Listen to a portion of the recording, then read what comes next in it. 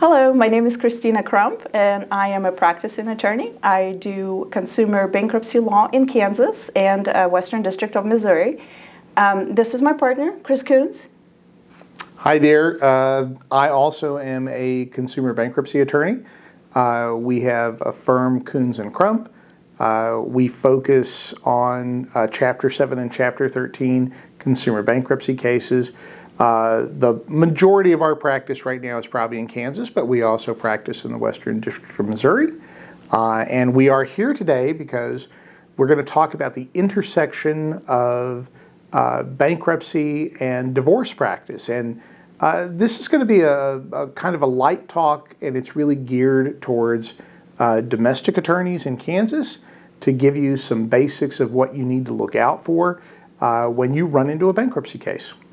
The way we're going to do it is I'm going to ask Chris some questions and also probably go through some case scenarios to just kind of give you a feel of what it's like in the real world. So we'll kind of jump into it. And can you describe the basic concept of the automatic stay? That's probably one of the most mystified and most important things about bankruptcy. Yeah, it is. And for the moment, I'm going to avoid being a code jockey and quoting the code.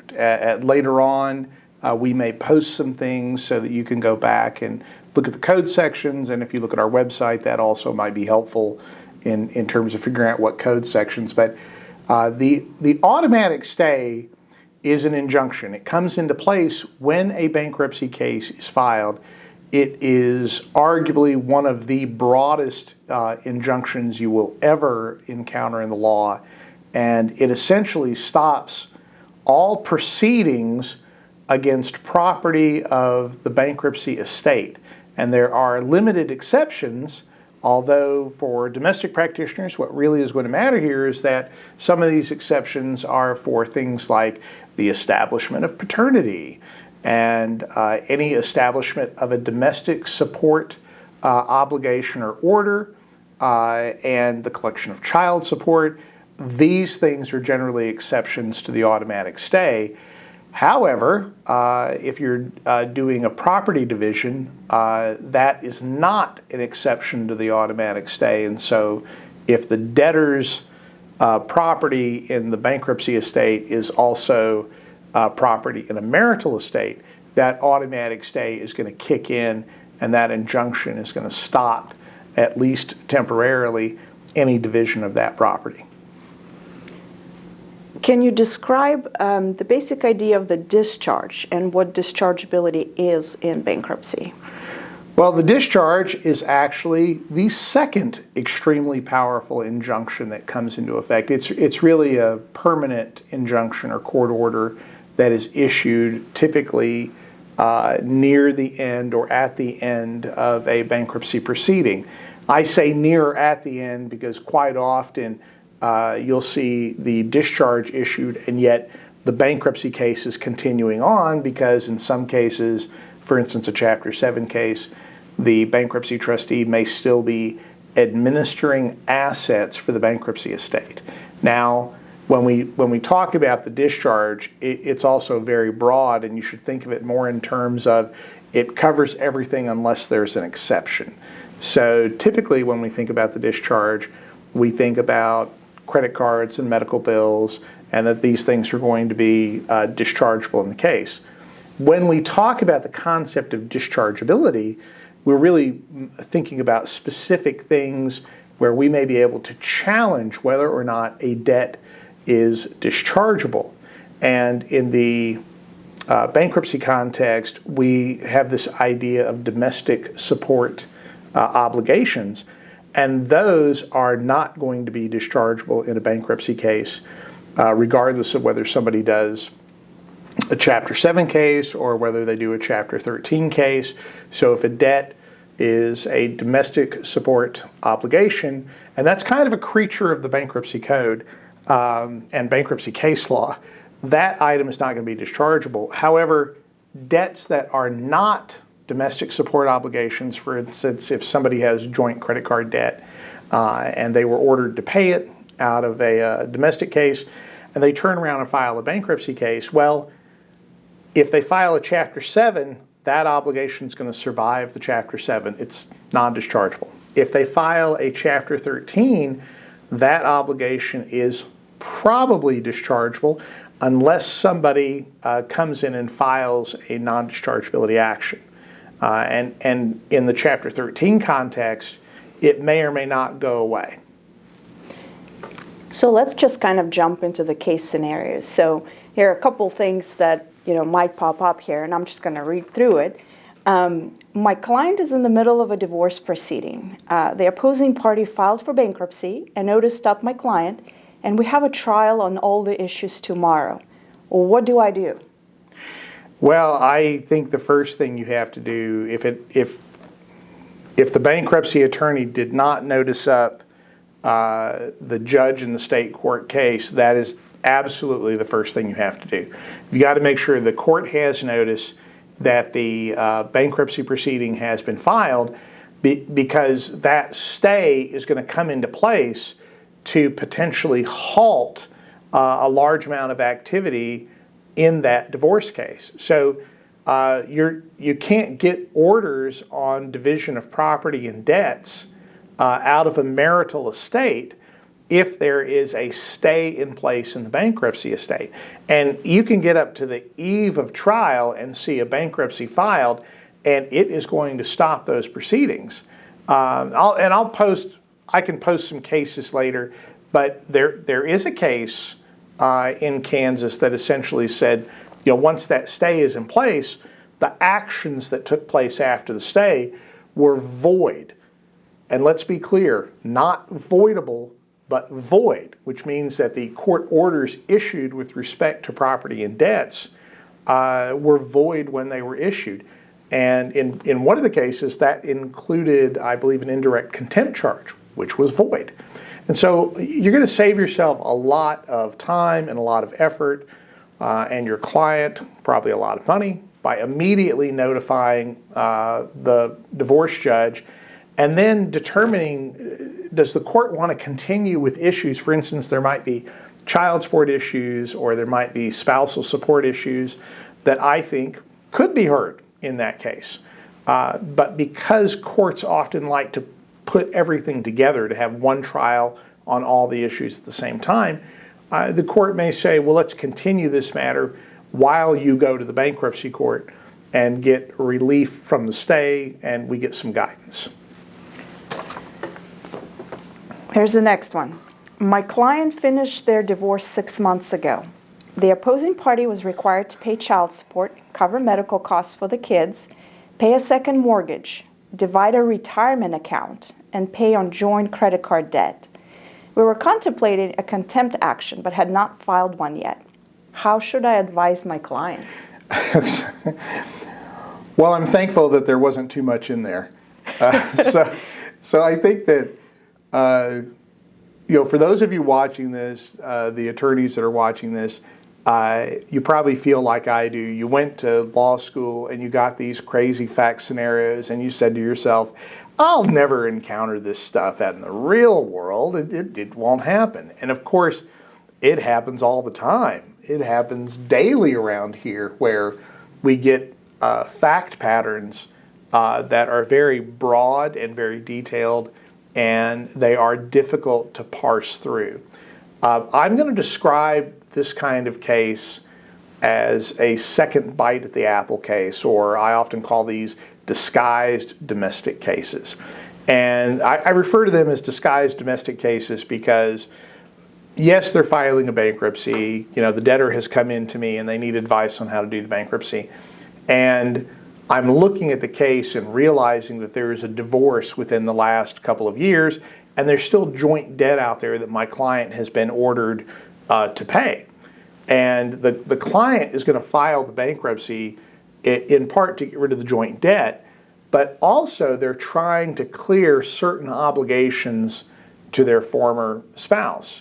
So if somebody comes in and they have this kind of a fact scenario, it's 6 months since the divorce has been done, and for the moment, let's assume there's no continuing activity in the divorce proceeding. You haven't gone back and reopened it. You haven't gone back and filed a contempt action. that stay is going to kick in immediately, and the issues are really probably in that kind of a fact scenario going to get resolved at the level of the bankruptcy court. So I would tell somebody in this scenario that they immediately need to go get bankruptcy counsel. Bankruptcy is very driven by timelines, and so when a case gets filed, there's going to be a hearing where the debtor's going to appear. It's called the 341 hearing. That's going to be 30 days from the filing of that case. That's a short hearing. The trustee conducts the hearing. It's not a judicial hearing. There's no judge present. The rules of evidence are not directly in effect at that time.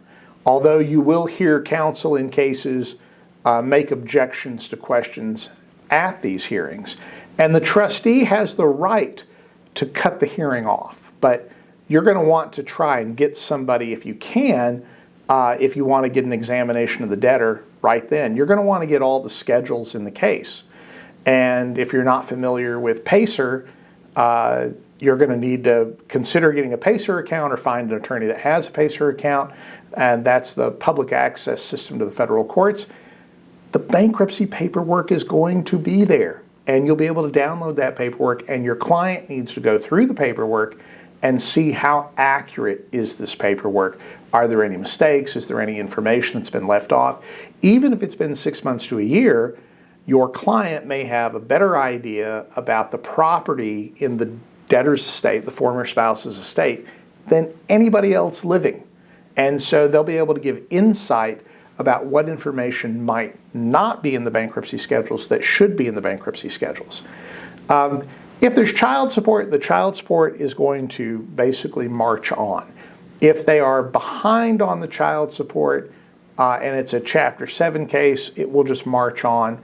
If they're in a Chapter 13 case, then they're going to file a plan, and when they file the plan, they're going to have to make some allowance for either how they're going to catch up that child support or if it's being paid through a current order. But they're going to have some issue there with the child support if there are arrears. If there are no arrears, no problems. With the joint debts, well, let's talk about the second mortgage first. I really want to talk about that. So let's imagine that they're supposed to pay a second mortgage, and let's imagine the kids and the former spouse live in the house.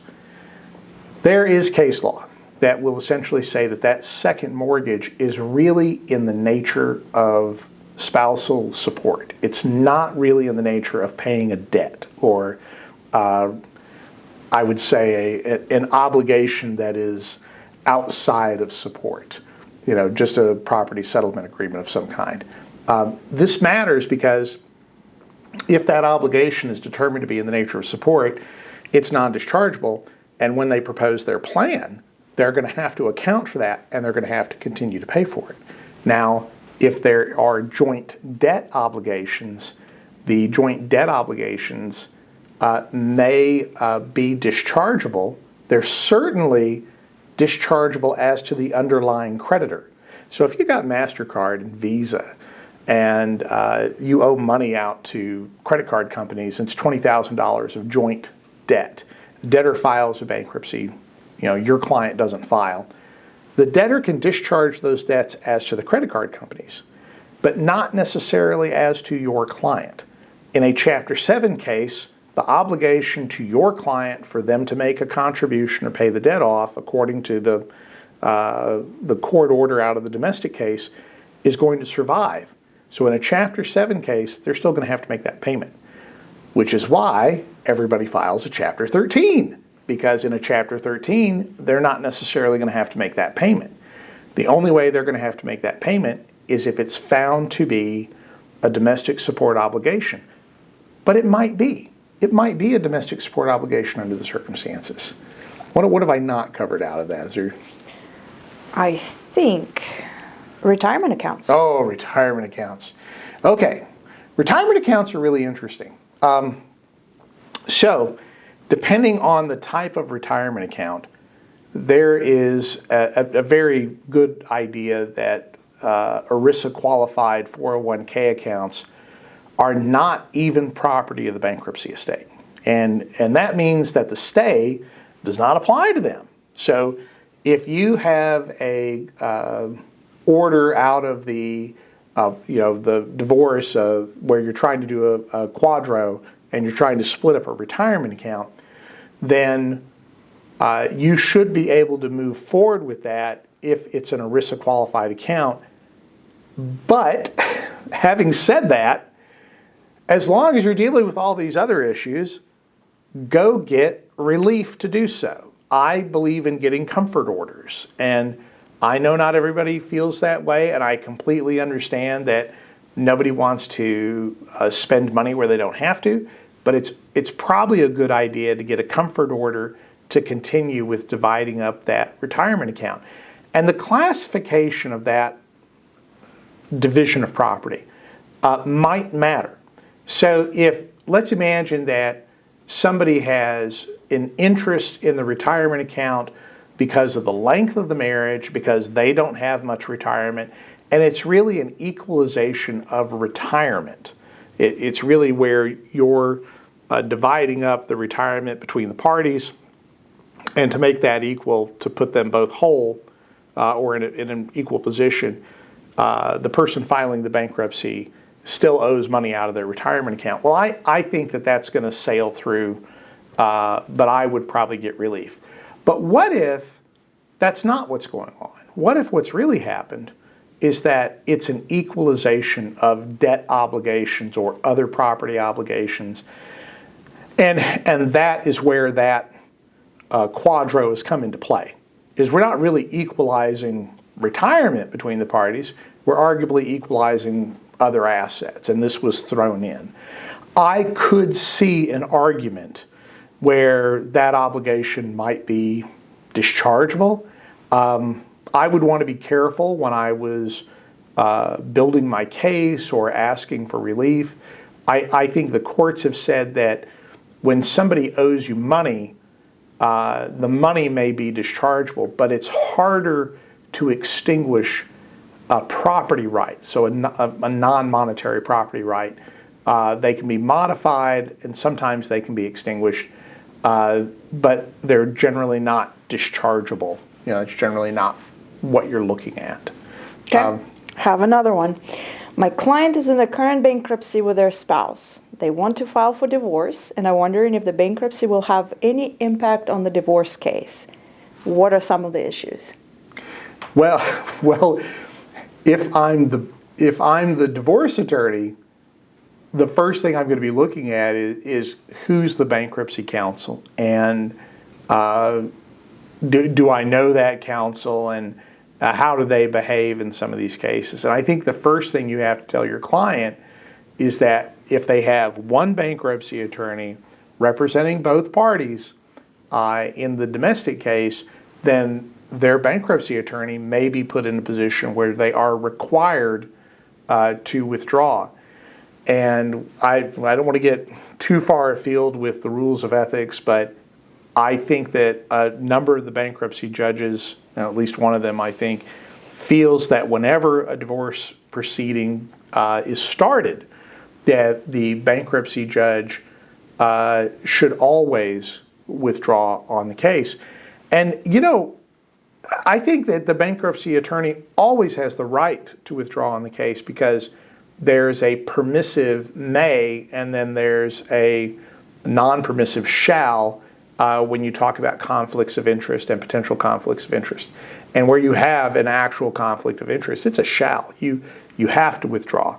Now, is it a direct conflict of interest all the time? I have taken the position in a number of cases that it's not, and that there are cases where we're near the tail end of the case and I can shepherd the debtors through, even though there is a domestic proceeding ongoing. The divorce attorney is going to need to explain to their clients that you're going to have to get relief from the automatic stay to proceed with the divorce proceeding. Now, how this normally comes up in my office is that the divorce is on file, and the divorce attorney tells their client, call your lawyer, tell your lawyer you have filed for divorce, and that you need relief from the stay. And where the parties are speaking to each other, where they both have counsel, where I feel comfortable, I will file the motion for relief myself. And usually that can be done as a joint motion, which means no filing fee. Correct. That's right, no filing fee. If it cannot be done as a joint motion, I'm probably not going to file it because that means there's opposition and I shall get out. But often these things are done, and I worry about the combination of a divorce and temporary orders with respect to the property. I don't care so much about some other temporary orders, but with respect to property and debts, if there are temporary orders, those orders are probably void when they're issued if there's no relief from the stay. And typically you're not getting relief from the stay until the divorce case is on file, because you're putting in that specific case number. I like to have it in my order, my journal entry that comes from the bankruptcy court, so everybody knows exactly what relief is being granted for. But I think you've got to tell your client that they're going to have to get relief.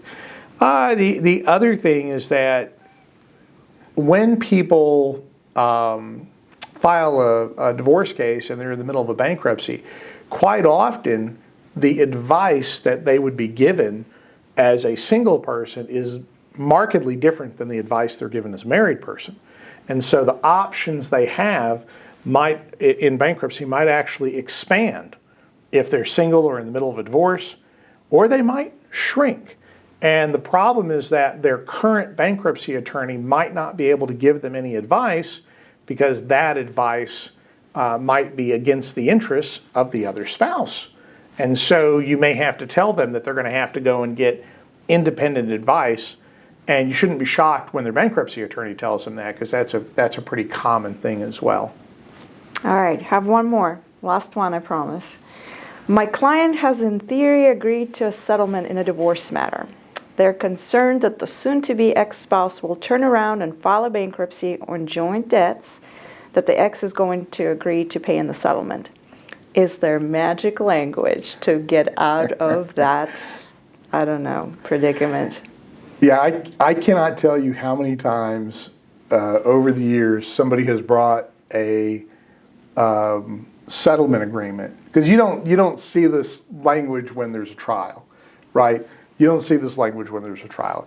You have settlement agreements, and the settlement agreements will have these hold harmless clauses, and they're essentially trying to contract out of bankruptcy. And so they will look at things and basically say, if you file a bankruptcy or if you are not paying these debts, they are to be treated as domestic support obligations, and you'll see the blanket clause, right? And then a few paragraphs either before or after, you'll see where they're waiving spousal support in the agreement. So the bankruptcy court can just absolutely ignore that language, because the issue of dischargeability and whether something is a domestic support obligation is purely the interest of the bankruptcy judge in that case. That's not going to be something you can contract away from.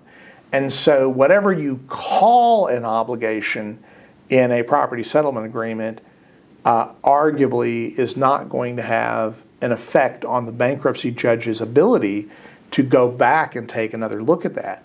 And the court is going to look at the intent of the parties, and the court is going to look at arguably the financial circumstances of the parties at the time that settlement agreement was entered into. So we're not necessarily going to be looking at what are the circumstances today. What are the circumstances when the bankruptcy case gets filed?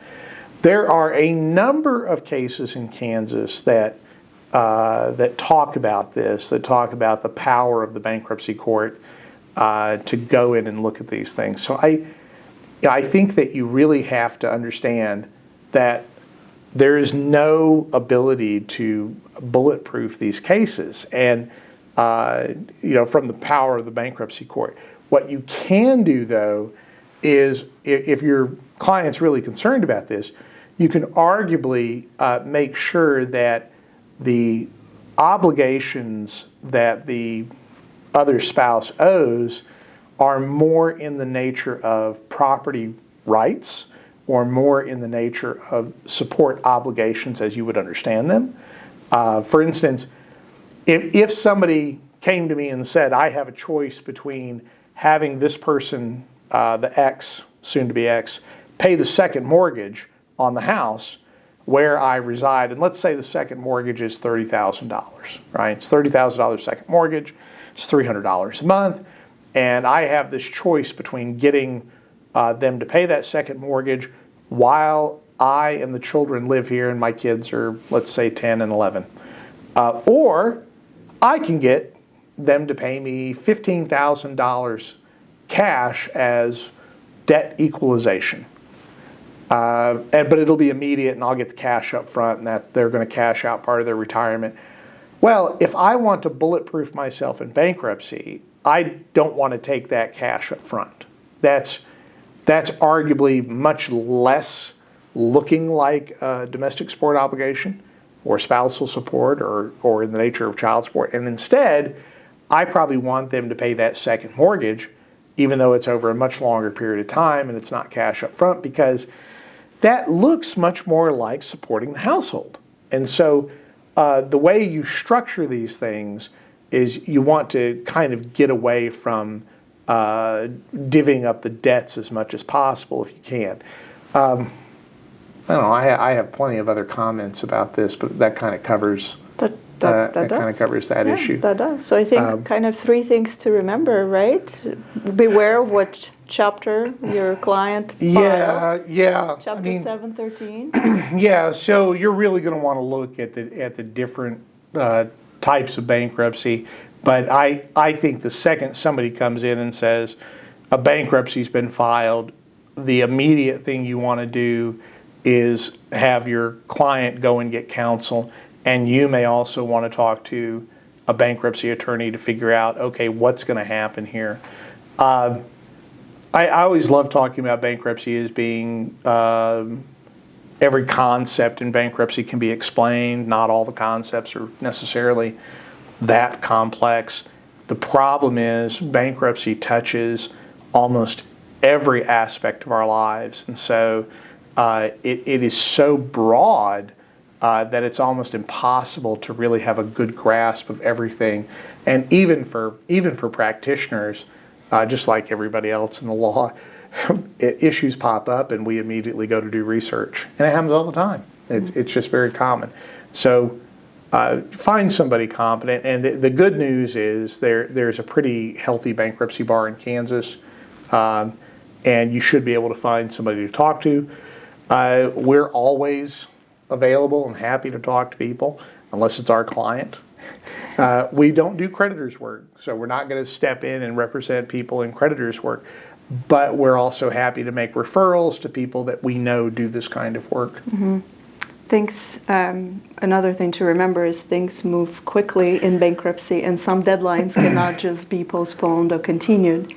So somebody has to really be paying attention to that as well. Yeah, and this is arguably much less of an issue in a Chapter 7 case because of the way Congress has written the carve-out on debts in a property settlement agreement or out of a divorce decree.